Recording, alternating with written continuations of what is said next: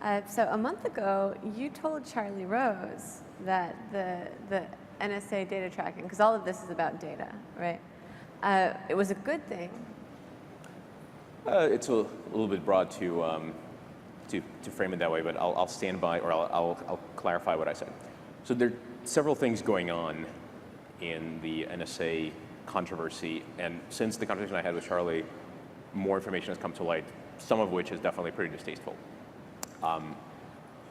The thing that I disagreed with versus the popular media is that NSA is broadly classified as evil.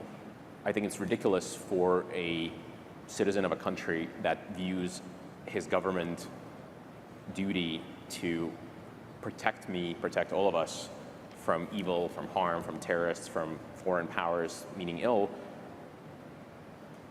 to classify a body of government that is designed to figure out what might hit us next and prevent it, throwing them into an evil bucket is just thoughtless. Like, these people are making $40,000 a year.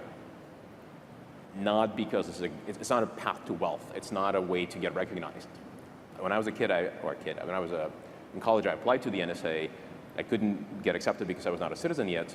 And the first thing the recruiter told me was, do you realize that, so I was a crypto nerd. I was very excited about applying cryptography for the good of the country that I literally just came to.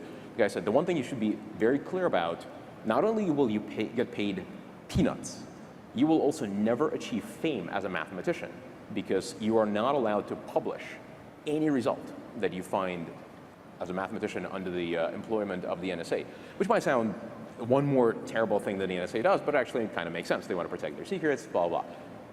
So I fortunately, or unfortunately, whichever way you want to cut it, did not go down that road. I started companies for fun and profit. But people who do go down that road, many of them very talented, smart people, they do it basically out of sense of duty to make sure nothing blows up in this very room. I think affording them some respect is a good thing. The fact that they want to break my secure sockets layer bothers me. I don't like that. I don't think that's a good thing. And I just think that the debate around the NSA has gotten emotional, frequently information-free, and at times just belligerent for no reason. So that's what I was trying to say. So in light of the NSA scare and in light of the information or misinformation around it, how willing do you think the average person is to give up data, like when they're ovulating, or this kind of personal stuff in return for safety or insurance or convenience even? I think so long as people are willing to fax in their social security numbers and their signatures to their traditional health insurer, we are way, way, way, way up that scale as far as trustability and security and safety, and I'm not too worried about that. But back to sort of what it's all about, I think you can probably relate to it better than I can, having your own, hopefully, future motherhood, if you so choose, in front of you. Once you want to have a child, there's not a lot you will not do to have that child, and for all the good reasons. We're biologically and historically pre-programmed to procreate above everything else. So we will take the greatest possible care of your data. We will make sure that it is safe and encrypted and anonymized, and we'll never leak it or sell it or give it up to the NSA, my personal views on the matter notwithstanding.